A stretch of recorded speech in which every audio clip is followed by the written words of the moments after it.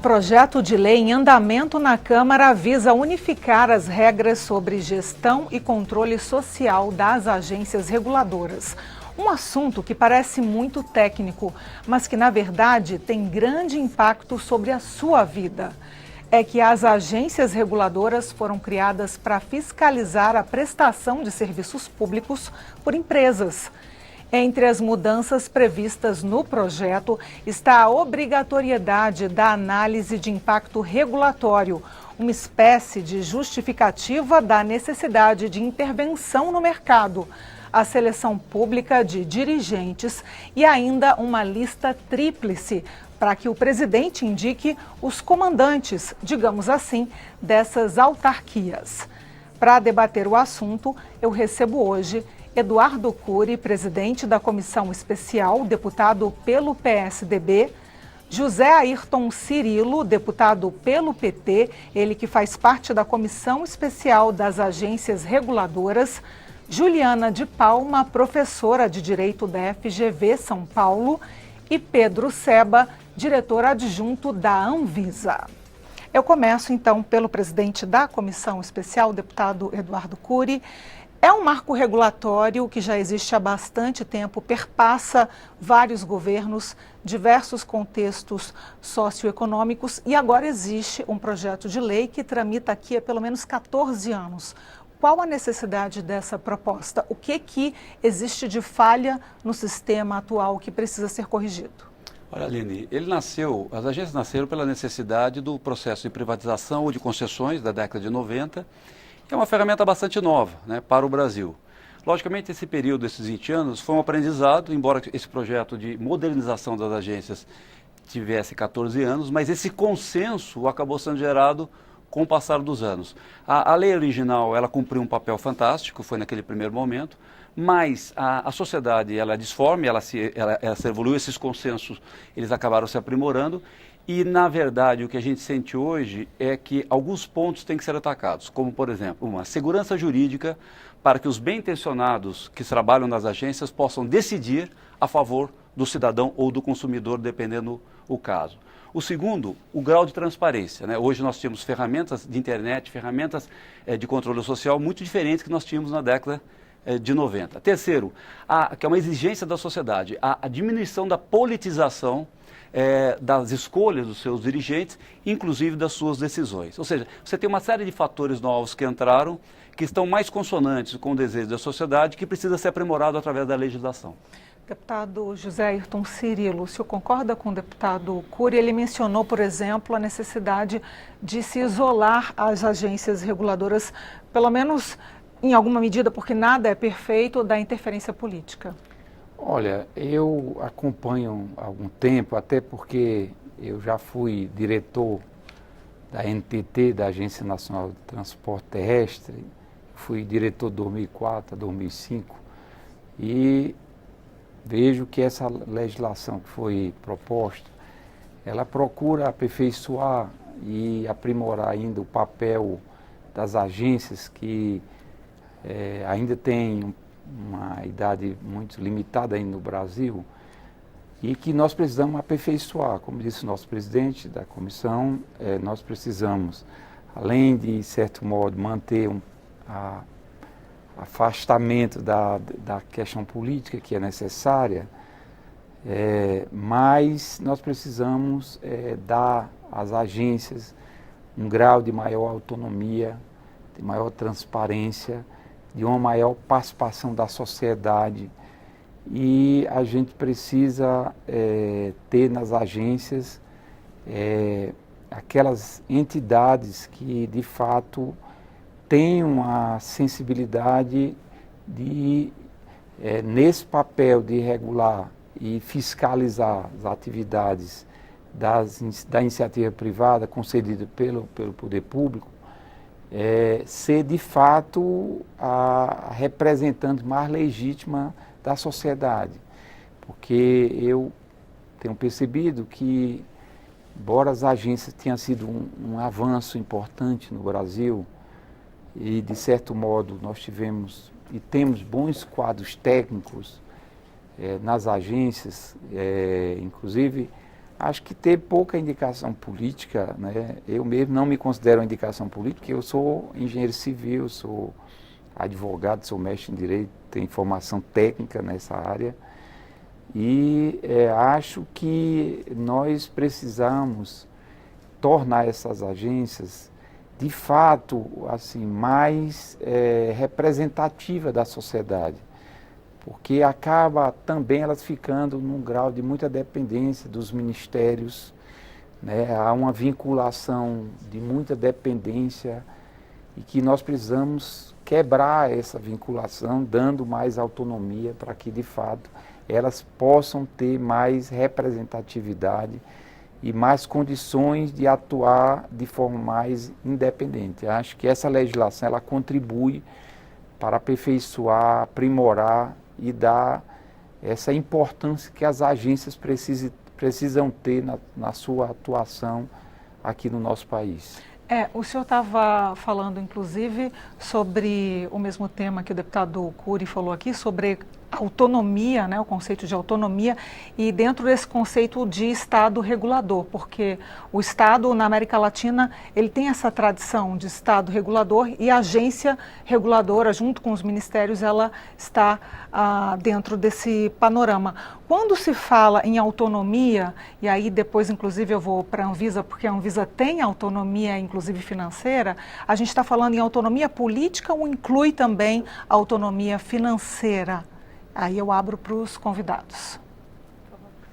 Bom, a Anvisa, assim como todas as outras agências reguladoras federais brasileiras, tem autonomia dada por sua lei de criação. Cada agência foi criada por uma lei de criação própria. Ocorre que, na prática, essa autonomia, muitas vezes, ela é quebrada, né, por vários motivos, inclusive por medidas do próprio Poder Executivo, decretos, e outras questões que, no dia a dia das agências, impedem que essa autonomia seja exercida na sua plenitude, né?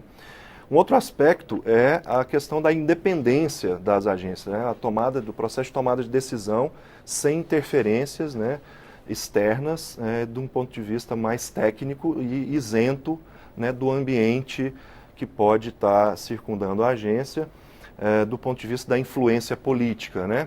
Porque as agências precisam, na verdade, e o projeto de lei, né, das agências reguladoras traz isso, reforçar o papel de aproximação com a sociedade, né, de ouvir as demandas, ouvir quais são as informações mais relevantes e atualizadas sobre os aspectos que são regulados por cada uma dessas agências, para tomar a melhor decisão possível, a decisão de maior qualidade, né?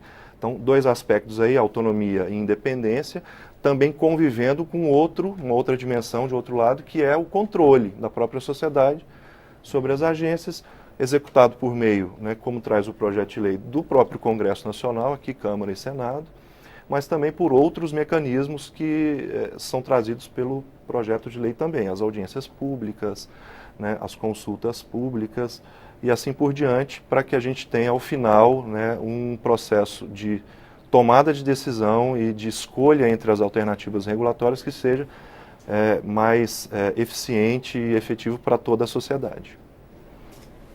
Nessa perspectiva, vale ressaltar que o modelo de admissão pública no Brasil, basicamente, é do Executivo, né? E o Executivo unitário. O chefe do Poder Executivo, o Presidente da República, sendo o grande mandatário e o grande organizador das instâncias burocráticas. Na década de 90, com o programa de privatização, sentiu a necessidade de ter instâncias decisórias autônomas e independentes desse presidente, do chefe do Poder Executivo. Isso se fazia fundamental para atrair capital, porque do contrário não haveria investimento se houvesse um comprometimento político, né? Esse seria algo muito deletério. Agora, com o passar dos tempos, o que ocorreram foram vários problemas que colocaram em risco a autonomia e independência, e a proposta agora é resgatar essa autonomia e independência. O projeto de 14 anos atrás tinha uma pauta. A pauta agora mudou um pouquinho. Então, por exemplo, a questão da segurança jurídica, isso é fundamental. O conforto decisório para reguladores não apenas tomarem decisões difíceis, alocando recursos, definindo políticas tarifárias, né? Tudo isso é muito, muito complicado, mas também para ter uma certa dinâmica mais própria da agência reguladora, uma própria autoridade decisória especificamente. Né? Então, acho que agora a proposta ainda é conferir autonomia e independência, mas com novos problemas colocados aqui à disposição.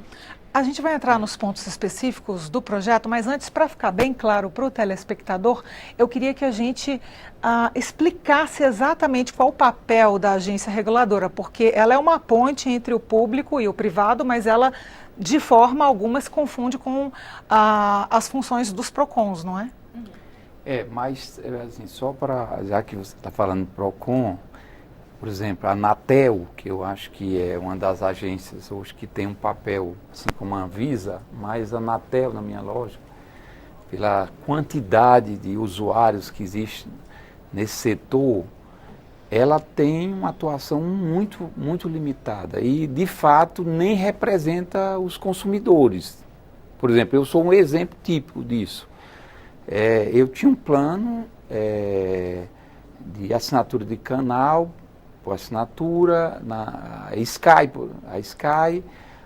passou 6 meses sem prestar esse serviço, eu pagando continuamente, fui reclamar, como deveria, na Anatel, serviu para nada, inclusive disse que lá não era nem papel para isso, eu tive que recorrer do DECOM.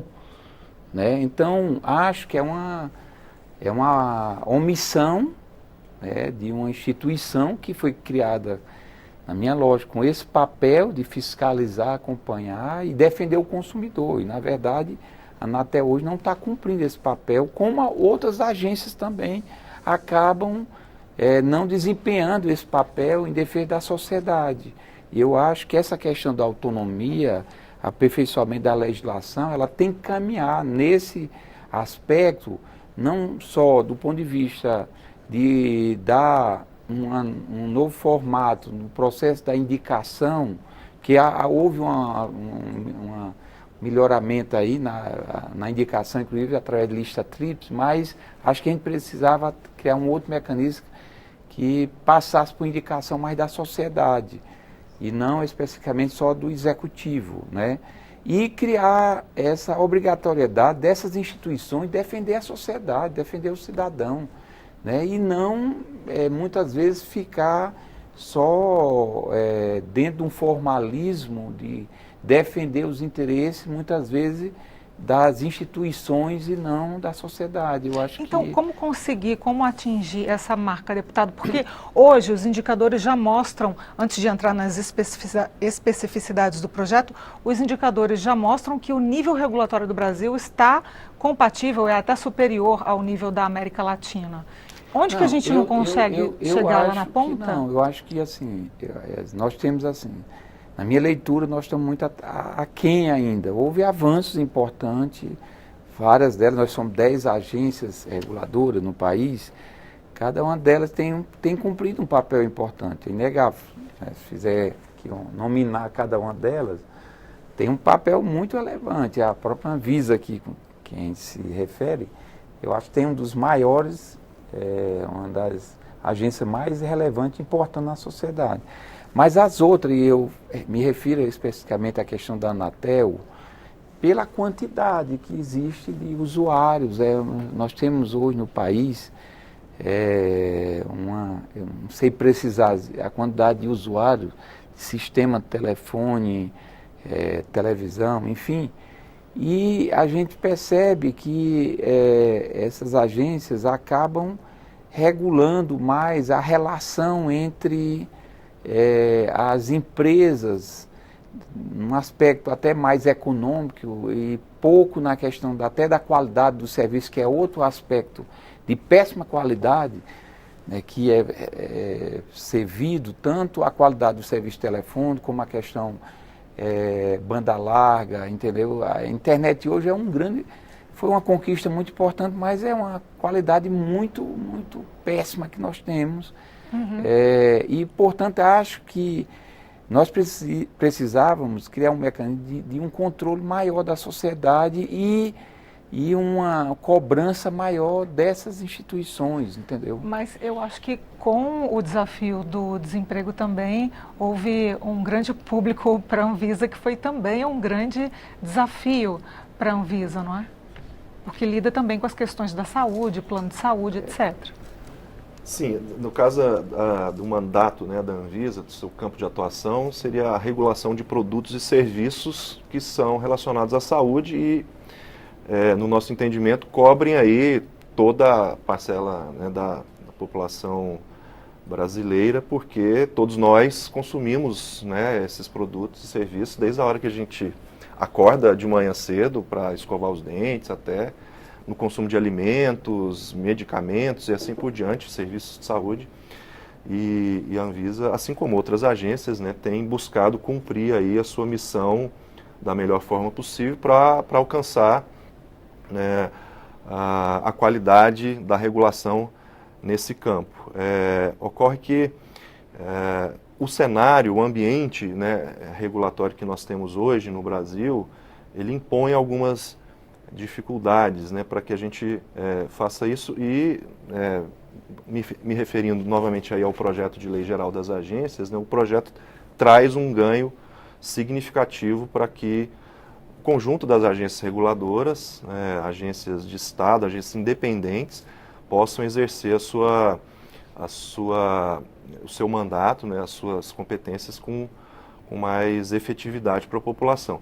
Isso é a ampliação do que a gente chama da governança, né, das agências reguladoras que, com a aprovação desse projeto, vão ter mais capacidade de exercer as suas funções, inclusive, como eu já tinha comentado, com maior controle da sociedade sobre elas, né,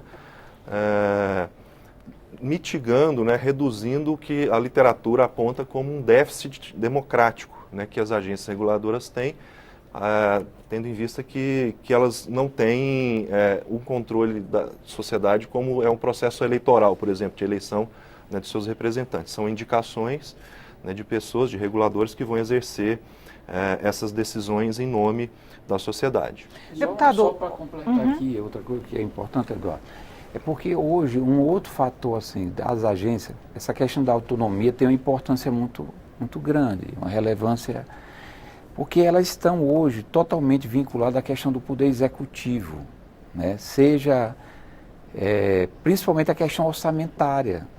Quando há restrição orçamentária, o contingenciamento, as agências são as primeiras a serem afetadas. Embora elas tenham, por exemplo, recurso próprio, porque todas têm recurso próprio com as autuações, as multas e as taxas, e, enfim, outras cobranças, mas entra na questão do contingenciamento do recurso. E, portanto, não sei se a legislação, Eduardo, avança nesse aspecto para que a gente pudesse blindar as agências com essa interferência do executivo. Pode esclarecer para a gente esse ponto. E também o deputado mencionou 10 agências reguladoras. A agência reguladora mais recente da mineração deve entrar? Então, existe uma emenda para que ela seja, inclusive uma emenda minha e de outros parlamentares para que ela seja, é necessário que ela seja oficialmente introduzida ao Código como um todo. Mas eu queria fazer um complemento em relação ao que o deputado Cirilo disse, que é um esclarecimento ao cidadão. O que é uma agência? Uma agência que vai regular um serviço público essencial, um serviço público monopolista ou oligopolista, ou casos muito específicos onde o mercado não resolve, para proteger o cidadão buscando preços e qualidade, um equilíbrio de preço e qualidade de serviço, né? As agências não podem tudo, né? Elas são obrigadas a respeitar um contrato ou uma legislação. Muito do que as pessoas cobram, às vezes, de uma agência, é injusto para com elas, porque isso não foi especificado nem no contrato, nem na lei. E quem faz a lei somos nós, eleitos pelo povo. Então, grande parte dessas falhas, no meu entendimento, está numa legislação falha, ou dúbia, ou incompleta para proteger o cidadão, de forma que quem presta o serviço possa saber exatamente o que vai prestar e a que preço vai cobrar. Um exemplo clássico são os planos de saúde, que estão, que na verdade é o jeito mais fácil do cidadão nos entender. Muitas das vezes o cidadão quer o seu poder aquisitivo, por causa de uma crise, ele acaba não conseguindo pagar um plano de saúde, e tem uma expectativa equivocada que a agência reguladora pode fazer isso. Não, a agência não tem como fazer isso, porque ela não tem poder para imputar um custo menor àquilo que tem um custo mínimo de ser realizado. Então, quem pode fazer essa interferência é o poder político. Olha, eu vou criar um subsídio para esse setor, no Brasil não teremos planos com teto de limite de serviços para ter um custo mais acessível. Isso quem pode fazer é quem cria as leis. A agência tem um poder muito limitado em relação a isso. Então, nós não podemos gerar expectativa de que a agência pode tudo. O que esse projeto faz, ele torna mais claro como as agências podem atuar. Como ela pode, dentro do que está escrito na lei, que são gerados por nós, representantes do povo, poder fazer isso se tornar transparente para que o consumidor ou usuário do serviço público possa saber o que é um direito ou um dever, um dever seu. O que a gente tem percebido ultimamente, com essa evolução e com o mercado muito mais dinâmico, é que muitas decisões que poderiam ser tomadas no âmbito da agência para melhorar o preço dos serviços para o consumidor ou a qualidade, eles estão amarrados porque a lei feita há 10, 20 anos atrás não contemplava isso. Eu dou um exemplo também na área da Anatel. Quando foi criado o programa de prestação da telefonia, foi criada uma taxa de perto, se não me engano, R$29 para cada antena que se colocasse. Olha, nessa época uma antena era um equipamento gigantesco, né?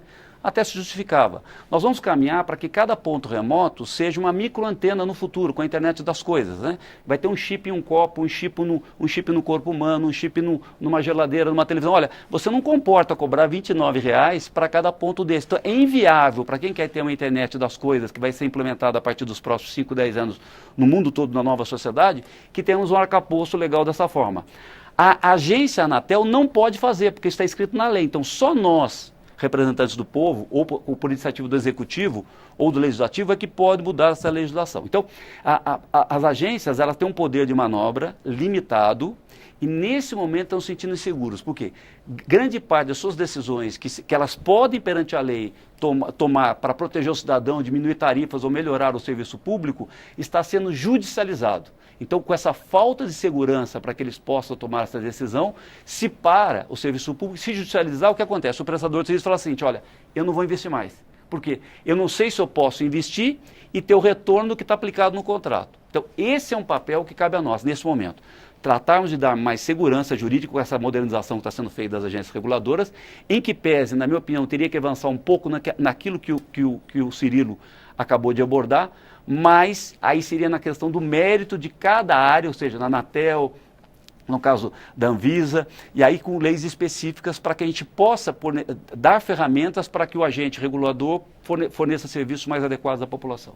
Juliana, até a gente fechar esse bloco, o tempo é todo seu e eu proponho que a gente entre então nos pontos específicos do projeto. Estava lendo algumas reportagens que você escreveu, concedeu à imprensa e você defende a lista tríplice para o comando dessas agências reguladoras. Queria saber por quê. Na verdade, é um procedimento diferenciado para a seleção de quem vai decidir. Essa é uma lei sobre decisões. Como que haverá a decisão numa agência reguladora? É fundamental que essa decisão seja aberta à sociedade, que possa a sociedade participar, apresentar seu ponto de vista. É fundamental também que estudos técnicos subsidiem uma decisão mais efetiva. Agora, quem decide, a pessoa que vai decidir, é super relevante. O colegiado, né? Como se nós tivéssemos aqui um colegiado, cada representante, então, vai tomar uma decisão. É o dirigente da agência reguladora. Essa pessoa é muito importante para a decisão. A questão é como que essa pessoa vai para a agência reguladora, como que ela entra, né? Tem a questão da quarentena às avessas também, exato, que é muito polêmico. A lei estabeleceu aqui pelo menos 3 pontos fundamentais. Primeiro, esse processo para que o dirigente passe a compor esse conselho. Então, não é simplesmente mais uma indicação do chefe do Poder Executivo, mas vai ter um procedimento prévio. 120 dias antes do dirigente sair, para evitar uma vacância, imagine que aqui nessas 5 mesas eu esteja de fora, isso prejudica a deliberação. Não são 5 pessoas discutindo, mas apenas 4. Então, para evitar esse cenário, vamos antecipar. 120 dias antes da minha saída, haverá a possibilidade de discutir um colegiado, uma comissão, chamar currículos, analisar currículos, entrevistar essas pessoas, a sociedade emitir opiniões e ter 3 nomes. Esses 3 nomes serão apresentados ao presidente para indicar um nome. O que isso tem de tão relevante assim? Por que isso é algo tão significativo? Porque nós temos uma antecipação de cenário. Na sociedade, só se sabe que uma pessoa está indicada para, eventualmente, se sabatinada, aprovada no Senado, ocupar aquela cadeira na agência reguladora, no momento da sabatina. E cá entre nós, quem conhece bem esses processos, sabe que isso é muito adiantado. É importante que o mercado, que a sociedade, de modo geral, todos nós saibamos quem está sendo cogitado para ingressar na agência reguladora. Até para que a gente possa exprimir nossa opinião e colocar nossos interesses. Então, aqui eu acho que nós vamos ter 2 oportunidades de conhecer esse indicado. Preliminarmente, nessa comissão, para avaliar o seu currículo, seus projetos e, posteriormente, no Senado. Eu vou pedir um breve intervalo. O Expressão Nacional volta já já.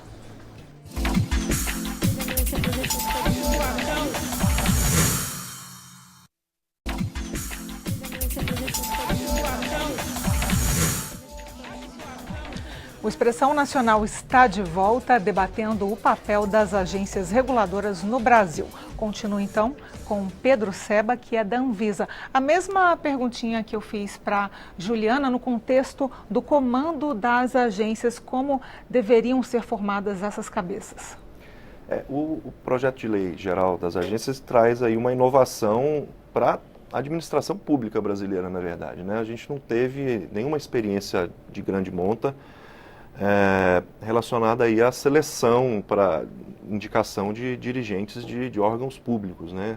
São muito raras e esparsas aí esses tipos de experiência. Então, para as agências reguladoras federais, as 10 ou 11, né? Uma está em processo de implantação ainda, isso vai ser bastante significativo. A gente vai ter a oportunidade, né? A sociedade como um todo vai ter a oportunidade de assistir aí um processo que vai ampliar, promover a meritocracia, né, e uma seleção de pessoas, né, de quadros dirigentes dessas agências que vão ter que, a partir de agora, cumprir com critérios mais restritivos, digamos assim, relacionados aí à sua formação, experiência, né, e vão passar, ou seja, por esse critério de seleção, por uma comissão que vai ser formada até chegar para essa lista tríplice para indicação pelo presidente da República.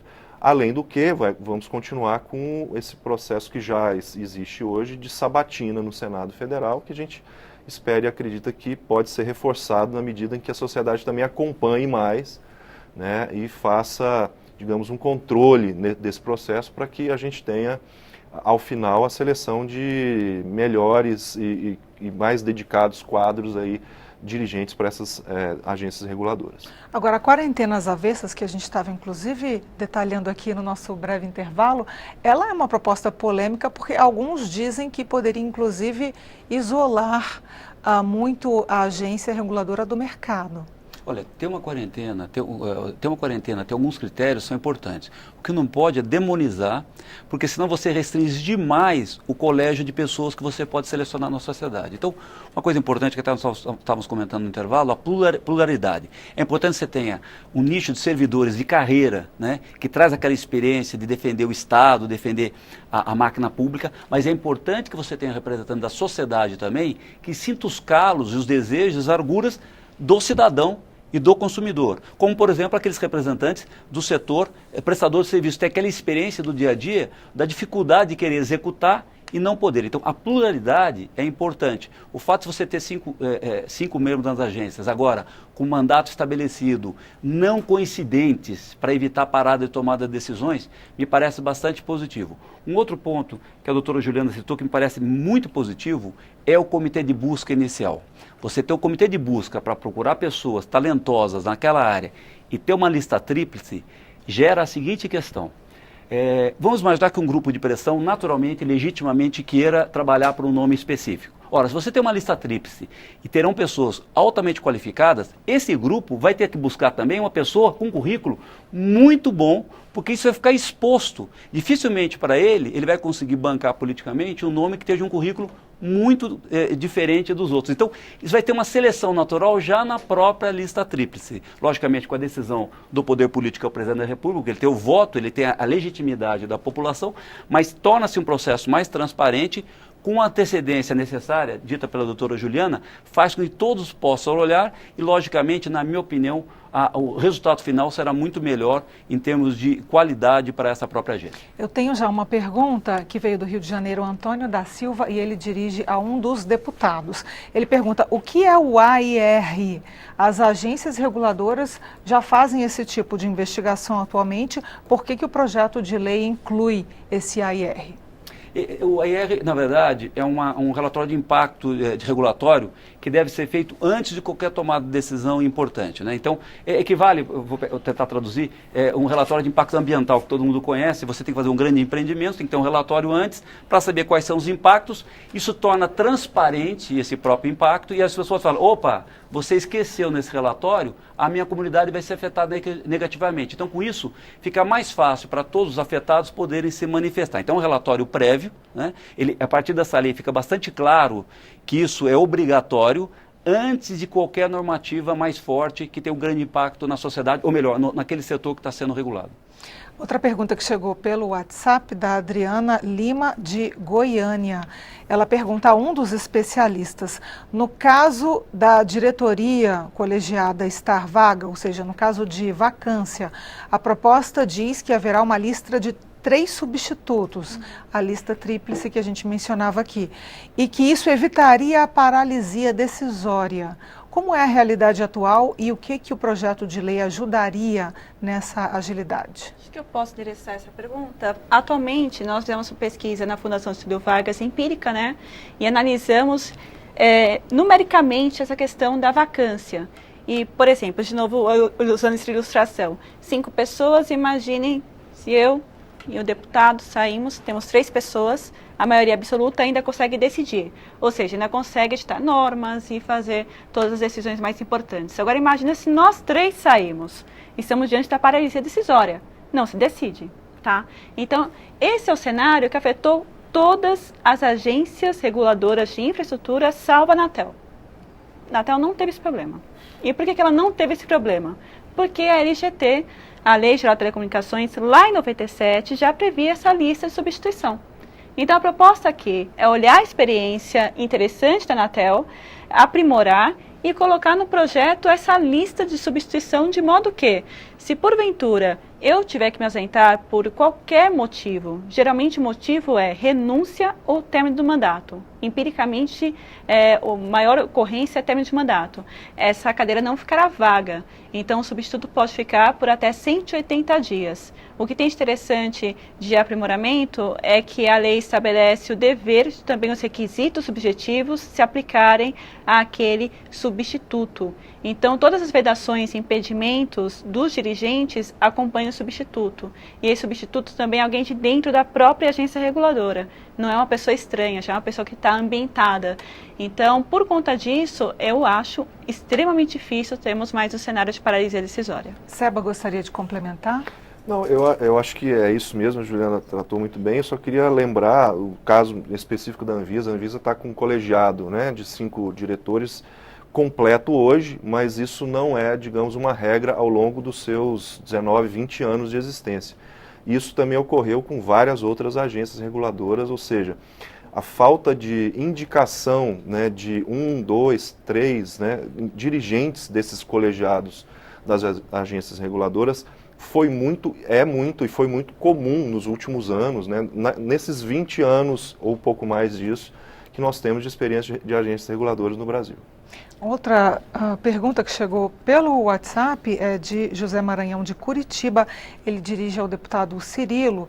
Ele diz o seguinte: o texto ainda deve sofrer mudanças, deputado? Vai direto para o presidente? Porque ele menciona que tramita naquele caráter aqui que a gente chama de conclusivo, ou seja, se não houver mudanças, vai direto à sanção.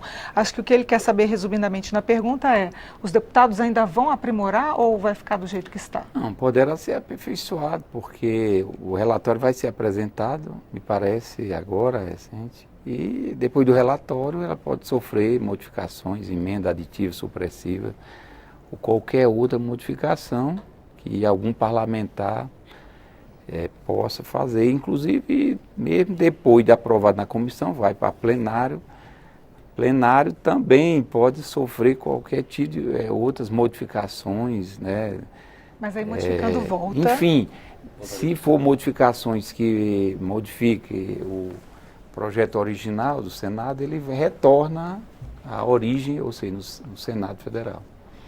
Então é um processo que ainda vai sofrer um bom debate, porque é uma matéria que está há muito tempo aí parada, né, 2016, desde quando eu era diretor da agências, a gente já trabalhava na aprovação dessa matéria e ninguém conseguiu. É porque é complexo, envolve várias agências e, portanto, eu acho que há uma certa maturidade agora, já uma compreensão melhor por parte da sociedade, dos próprios parlamentares, de uma necessidade de se aperfeiçoar a legislação e dar mais autonomia e também modificar algumas questões, inclusive essa questão da vacância dos cargos, que todos os agentes sofreram isso, né? A NTT sofreu um tempo muito longo dessa questão, porque é uma indicação pelo presidente da República, né?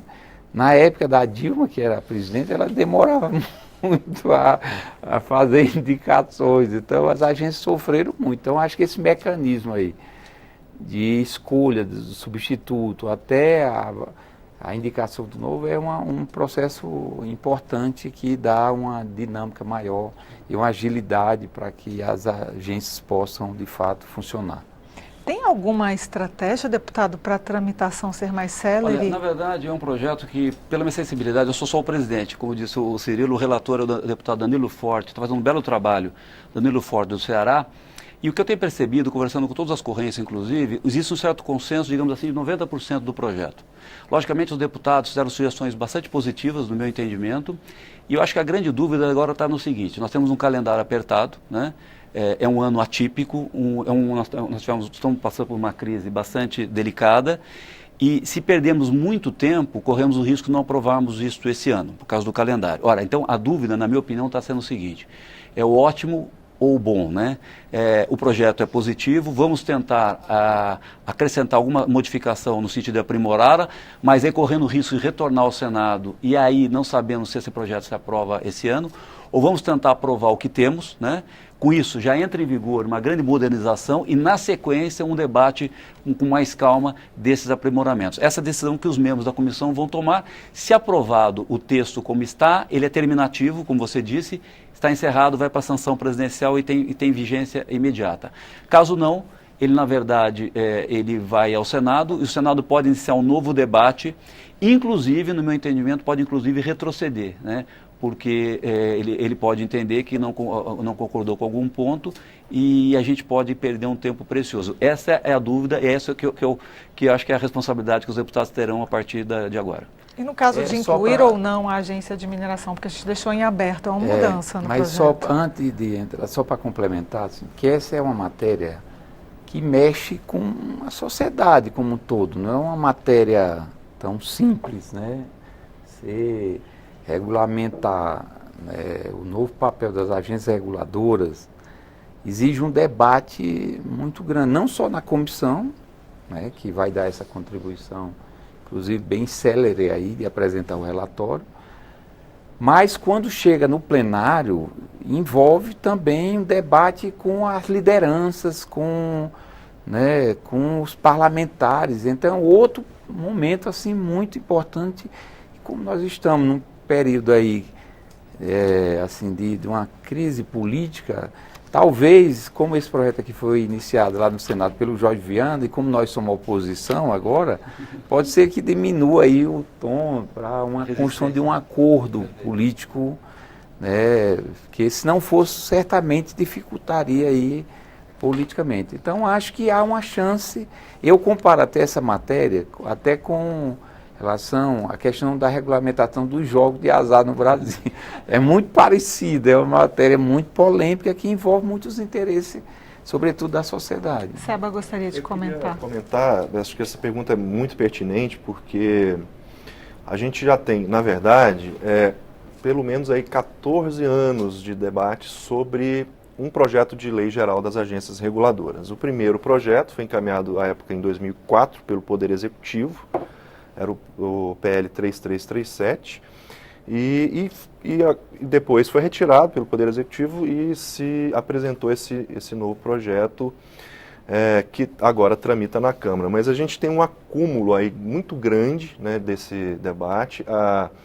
Acho que já houve, né, bastantes oportunidades, bastante tempo para que se promovesse esse diálogo aí de vários setores que são afetados, né, por essa proposta legislativa, que a gente podia chamar de regra da regra, né? Os reguladores definem a regra e o projeto de lei geral das agências vão definir a regra sobre como vão ser definidas as regras pelos reguladores. Então, o deputado Cirilo está coberto de razão da importância e da magnitude, né, e o alcance do projeto de lei, mas as agências reguladoras, né, que têm um fórum, né, de dirigentes, né, dos presidentes dessas agências reguladoras, já têm apresentadas aí suas propostas, pelo menos desde 2008, e foram muitas delas incorporadas, e nós já fizemos inclusive chegar, né, às mãos aí do presidente da comissão, do relator, para distribuição a todos os membros, da opinião das agências reguladoras de que a gente já tem na verdade, muito bom projeto de lei. Não seria aí, né, uma disputa entre o bom e o ótimo, mas muito bom projeto de lei, já poderia ser aprovado, e a gente poderia já mudar de forma bastante significativa o cenário desse sistema regulatório brasileiro e, né, como disse o presidente da comissão, Eduardo Cury, a partir daí iniciarmos uma nova agenda de reforma regulatória no Brasil, já que a gente já passou aí de 20 anos de agências e não tivemos ainda um aperfeiçoamento desse modelo. Posso mudar então de muito bom para excepcional, tá bom? Sim. Uma pergunta que chegou pelo WhatsApp da Lúcia Carvalho, ela que é de Paraty, ela menciona que as agências reguladoras pertencem aos brasileiros e que é nesse contexto que o projeto de lei insere o controle externo pelo Poder Legislativo. E pergunta de que forma seria feito esse controle. Ela não endereça, então eu deixo livre a resposta. Eu posso endereçar essa questão. Tem um artigo 14, especificamente coloca que o controle externo fica a cargo do Congresso, auxiliado pelo Tribunal de Contas da União. Simplesmente isso. Hoje o Tribunal de Contas da União, de fato, controla agências reguladoras, são várias e várias recomendações, determinações, em número cada vez maior, também tenho dados empíricos com relação a isso. A questão que se coloca na academia é de grande preocupação com relação a esse ponto do Tribunal de Contas da União analisar atividades fins das agências reguladoras e não as atividades meio. Qual é a diferença, né? A atividade fim, por exemplo, é a decisão sobre a matéria em si. Toda análise técnica que o legislador atribuiu à agência e os seus dirigentes têm capacidade técnica de tomarem. O problema é ter a substituição da agência pelo Tribunal de Contas da União. Essa é a grande preocupação que se coloca na academia. Por isso, pensarmos que essa lei tem que ser lida conjuntamente com uma lei que saiu agora há pouco, a Lei de Segurança Jurídica, a Lei 13.655. Então, essas duas leis criam uma harmonização bastante interessante, tá? Em perspectivas de controle, conferindo ainda segurança para agências reguladoras, mas sem afastar o controle. O controle ainda estará lá. Agora, esse é o controle no campo legislativo. O controle social existe. O controle social vai ser feito por meio de consultas públicas, de audiências públicas. A consulta pública, basicamente, é dizer a sua opinião sobre aquela futura norma. Está de acordo, não está de acordo, contemplou meu interesse, estou preocupado. Tudo isso pode ser verbalizado diretamente, oralmente, né, numa audiência pública ou eletronicamente na consulta pública. Mas também com relação à própria pauta dessa agência reguladora. O que ela vai fazer nos próximos anos? O Brasil tem uma dificuldade imensa de se planejar. E a agência reguladora também tem que se planejar. Endereçar quais são os temas que ela irá trabalhar. Previsibilidade para o mercado e controle social efetivamente. Então, esse PL não afasta o controle, traz o controle, aprimora e tem que ser lido junto com essa lei de segurança jurídica que saiu agora há pouco, de modo que a gente consiga ter uma harmonia entre as instituições. Outra pergunta pelo WhatsApp, Cláudio Rocha, aqui de Brasília, ele provoca os presentes aqui no debate, dizendo que o relatório do IPEA já coloca o risco de a AIR poder ossificar o processo regulatório, tornando esse processo mais lento e mudanças que seriam necessárias, sejam internas, sejam externas, às agências também mais lentas. Gostaria das respostas aqui. Olha, ela corre o mesmo risco, concordo e discordo, ela corre o mesmo risco do que um IARIMA hoje, ou seja, o que é? Na verdade é a gênese da legislação que fala sobre de como fazer um relatório de impacto, né? Como isso é muito aberto, aí corre o risco de judicialização, ou seja, um órgão judiciário ou um tribunal de contas pode falar, olha, não concordo com essa análise técnica, e judicializa e paralisa. Então, corre esse o risco. Como nós estamos tratando de áreas mais técnicas do que área ambiental, eu tendo a crer que não, tá certo? Ele vai ser, esses relatórios vão ser mais no sentido de dar visibilidade sobre o problema, apontando prós e contras, para que a sociedade possa se manifestar. E de forma nenhuma um relatório desse pode ser balizador ou determinador de uma política ou de uma determinação da agência. Se isso for, sim, corre o risco de engessamento. Eu não acredito nisso. Eu acredito que seja no sentido de transparência, para que o cidadão saiba, olha, onde eu ganho, onde eu perco, vai subir tarifa, vai baixar tarifa, vai aumentar serviço ou não, porque toda medida, vamos ser transparentes, não vamos enganar, toda medida tem impacto positivo e negativo. Como citei agora há pouco, você reduzir, por exemplo, a taxação sobre um chip de celular, tá certo? Você vai diminuir a arrecadação do governo. Só que o seguinte, vai baratear para o consumidor. Então, isso, o relatório faz isso, ele torna transparente quais são os impactos. A decisão sempre é da sociedade através do poder constituído. Concordam? Eu queria acrescentar, acho que uma pergunta do Cláudio Rocha aí, né, relacionada à análise de impacto regulatório, que inclusive tem muitas referências internacionais, ou seja, a introdução dessa ferramenta de melhoria do processo de tomada de decisão teve, em várias experiências de vários países, esse processo de burocratização e que fez com que ela fosse tornada uma ferramenta que caiu em desuso e que mais atrapalhou, digamos assim, ou não servia ao propósito de qualificar a decisão. Portanto, a gente tem que ter muita cautela, na verdade, na introdução da análise de impacto regulatório no Brasil. Ocorre que as agências reguladoras federais hoje, elas já praticam essa AIR, né? Então, só não está na lei. Só não tem a obrigatoriedade por lei, mas já há uma prática gradativa, né, e crescente de uso dessa ferramenta e que, entendo eu acho que, de resto, o conjunto de todas as agências reguladoras, né, que ela é muito útil, mas a gente tem que usá-la, né, com muita parcimônia e em casos especialmente adequados para isso, aqueles mais complexos e que envolvem a necessidade aí de uma tomada de decisão que ouça, né, todo o conjunto dos atores interessados e que aporte dados qualificados aí para os dirigentes fazerem esse processo de... Pedro, claro. Como é que a gente resolve isso? Tornando claro como serão esses relatórios. Exato. Começo, meio e fim, de forma que não haja margem de manobra para dupla interpretação. Se você fizer dessa forma, o que não acontece hoje com os relatórios de impacto ambiental, você fecha o cerco e não permite essa insegurança jurídica que você está bem prevendo. E Cirilo, para a gente encerrar. Só para reforçar, assim, eu, como falei, sou uma testemunha, né, do papel que as agências têm cumprido, particularmente nessa questão da análise, inclusive, muito técnica das decisões.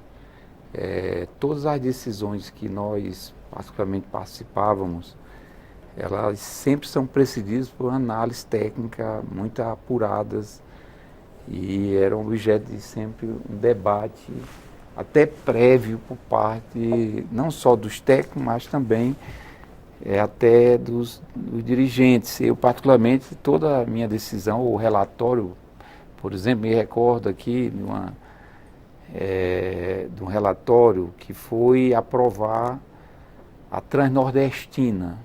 Essa foi uma decisão muito difícil, que envolvia um conjunto de informações técnicas, econômicas e políticas também, porque havia resistência toda a ordem.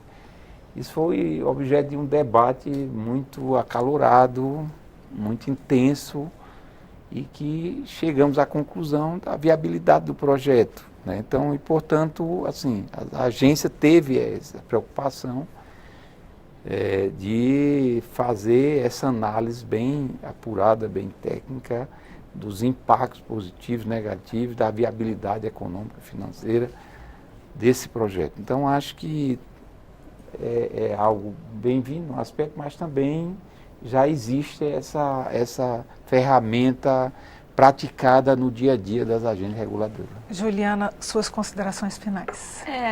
Bom, eu ia falar sobre a especificação, mas eu posso falar de modo geral sobre esse PL. Eu acho que é um PL positivo, na perspectiva acadêmica, e pelo menos o que nós conseguimos pesquisar empiricamente, resolve muitos problemas. Nós temos essa expressão de que não é o nosso projeto de lei dos sonhos. Existiriam muitos outros pontos a serem endereçados, mas isso é algo que pode ser incrementalmente construído. Eu acho que esse PL vem em boa hora e é um PL extremamente positivo para o Brasil. Agora é a gente não parar de reformar. Reforma é assim, nunca é de uma vez só. Reforma é gradativa, reforma é a partir da identificação de problemas e assim a gente vai avançar. Um exemplo que o deputado trouxe agora há pouco com relação a novas tecnologias. Talvez daqui 5 anos já esteja obsoleto. Tenhamos que modificar novamente. Por inteiro. Eu agradeço muito a presença de todos aqui, Seba, Juliana, deputado Cirilo Cury, e agradeço também a sua presença que nos acompanhou até agora. O Expressão Nacional volta semana que vem. Tchau!